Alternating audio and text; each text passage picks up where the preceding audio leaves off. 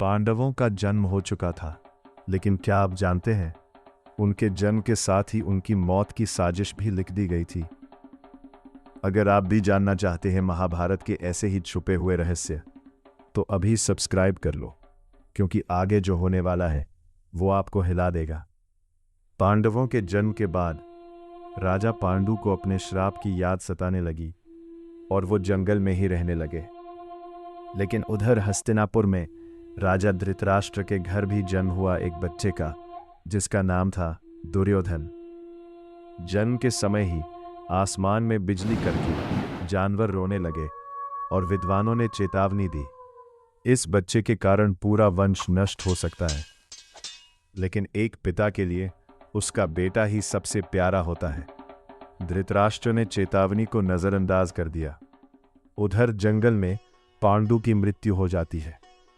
अब कुंती अपने 5 पुत्रों के साथ हस्तिनापुर लौटती है, जहां पहली बार आमना सामना होता है पांडवों और कौरवों का।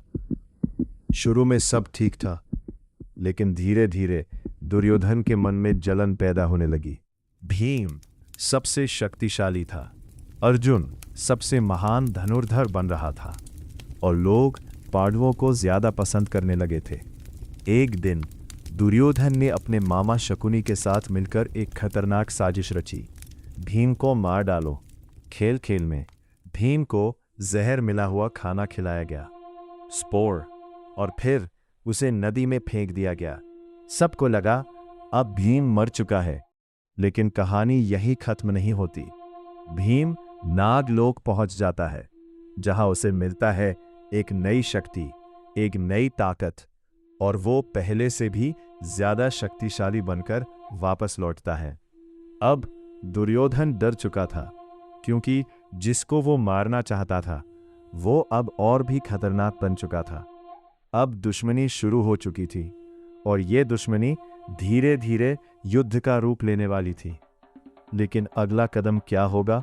क्या दुर्योधन यही रुकेगा या फिर और बड़ी चाल चलेगा? जानने के लिए लाइक करो, शेयर करो और सब्सक्राइब जरूर करना, क्योंकि अगला एपिसोड होगा और भी ज्यादा खतरनाक।